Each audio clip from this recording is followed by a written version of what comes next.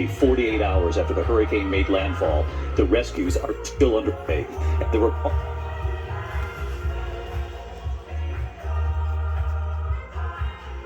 One of those tornadoes, just as it hit, ripping through a neighborhood. The death toll is climbing. At least 16 people now confirmed dead.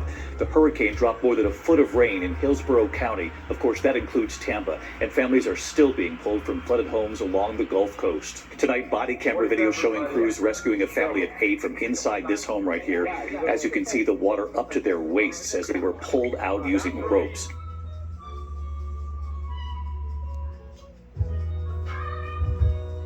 Into a cooler for 19 hours. And as we reported while we were on the ground there, was the more than 3 dozen reported tornadoes that proved most deadly.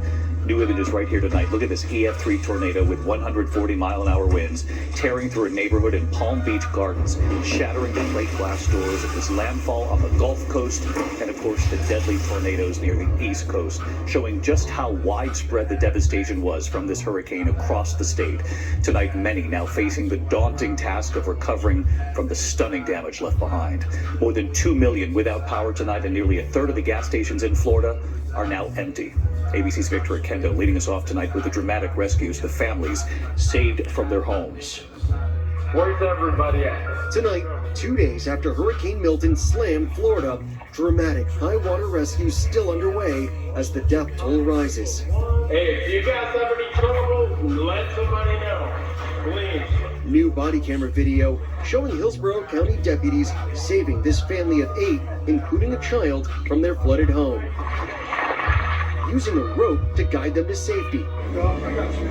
Deputies carefully carrying this 91-year-old woman out of her home near Tampa. Florida's Governor, Ron DeSantis, saying first responders have rescued more than 1,600 people across the storm zone. I want to thank everybody who is doing that. It's made a big difference. But Milton claiming at least 16 lives, many killed during that horrific tornado outbreak. Nearly 40 twisters reported ahead of landfall. This is the terrifying moment of violent EF3 tornado. That giant funnel tore across backyards in Palm Beach Gardens, shattering windows. Listen to the roar of those 140-mile-an-hour winds.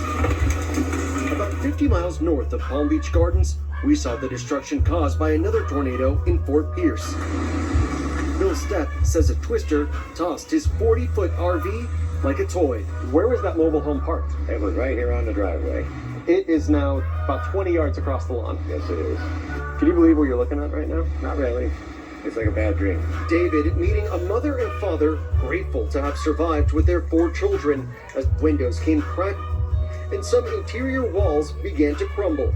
You're huddled upstairs over 2 of the kids. Yeah. You're down here over 2 of the kids. Yep. What do you say to the children when the house is shaking? It's okay, it's okay, it's okay. Don't worry, we're gonna be okay, we're gonna be fine. Showing us the children's rooms. The wall completely gave way. Yeah, it just gave away. And both of the windows blew in. Blew in, yep. But thank goodness they weren't playing in their rooms. They weren't in their rooms, thank God, yeah.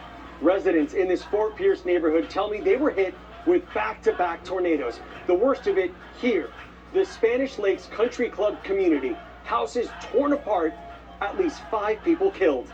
The family of 66-year-old Deborah Kennedy, a mother of 2 and grandmother, telling ABC News she was killed by one of those tornadoes.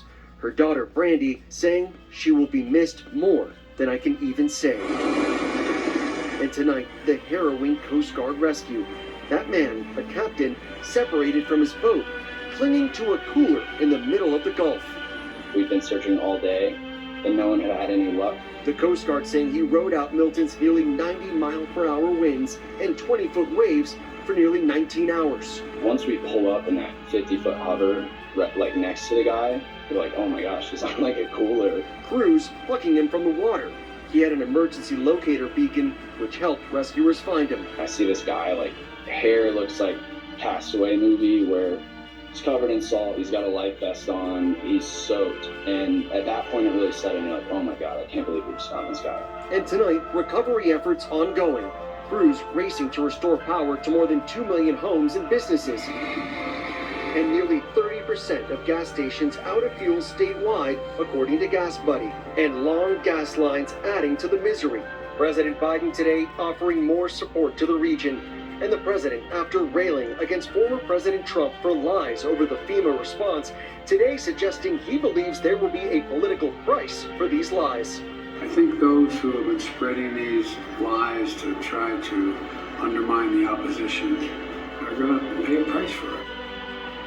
And David, the president will visit Florida on Sunday to tour the damage, and there is a lot to see on both coasts. Here on the east, those deadly tornadoes, powerful enough to topple this massive tractor trailer, and of course, the flooding on the west coast. David? Victor Kendo with us again tonight. Victor, thank you. And we turn to the other news this Friday night, the race for the White House and the key battlegrounds tonight. The new polls just out showing this race is tightening in the key states that will, of course, decide this election. Former President Trump in Aurora, Colorado today, claiming Venezuelan gangs have taken over Aurora. That city's Republican mayor tonight saying Trump's claims are not true. Vice President Kamala Harris in Arizona tonight reaching out to Republican voters and what she revealed about a personal exchange with the late John McCain. And she promised to not only name a Republican to her cabinet, but to have a bipartisan advisory council, if she's elected, that will work together on the key issues facing this country. Rachel Scott in Colorado with these new polls tonight.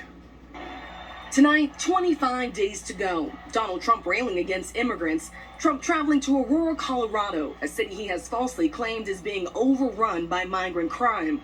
Aurora's own Republican mayor saying that is not true. I will rescue Aurora and every town that has been invaded and conquered. These towns have been conquered. For weeks, Trump has said Venezuelan gangs overrun the city. The Republican mayor pushing back, saying Aurora is a considerably safe city, not a city overrun by Venezuelan gangs. Adding concerns about Venezuelan activity have been grossly exaggerated, and incidents were limited to several apartment complexes in the city of more than 400,000 residents. Colorado leaders calling for Trump to stop.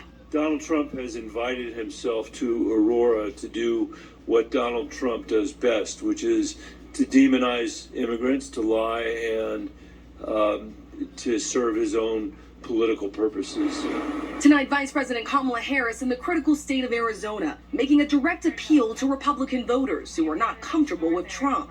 Harris pointing to Republican leaders, including the late Senator John McCain, who was conservative but also worked across party lines when it mattered. She pointed to his deciding vote on Obamacare, which to this day covers more than 20 million Americans with health care and their pre-existing conditions. The people of this state have always shown extraordinary courage to stand up for the principles upon which we as a country were founded. And she said after a heated hearing, she'll never forget what McCain then told her, quietly off to the side. Later that day, we had votes, and I passed by John McCain, and he looks at me and he says, "Kid, come over here. You're gonna make a great senator." True story. True story. True story. That was John McCain. Tonight, Harris has been endorsed by hundreds of Republicans who worked for Presidents Reagan, both Bushes and Trump, now signaling she will not only have a Republican in her cabinet, she will have a bipartisan council in the White House to work with Democrats and Republicans on key issues. Overnight, former President Barack Obama in Pittsburgh with an appeal to men across the country. Hello, Pittsburgh! Black men in particular, urging men to show strength and vote to send a message that a woman can lead this nation. I've noticed this especially with some men who seem to think Trump's behavior, the bullying and the putting people down, is a sign of strength. And I am here to tell you that is not what real strength is. It never has been. And David, a new poll out from the Wall Street Journal tonight shows just how close this race is in the 7 battleground states that will ultimately decide this election. So Vice President Kamala Harris with a slight edge in Arizona, Georgia, and Michigan, ahead by just 2 points within the poll's margin of error. And Donald Trump ahead in Nevada, but up by just 1 point in Pennsylvania within the margin of error as well. The candidates are tied in North Carolina and Wisconsin. David, with just 25 days to go, this race closer than ever. A dead heat in the key battlegrounds. Rachel Scott tonight. Rachel, thank you again. We're going to turn now to the deadly mine accident in Colorado. Police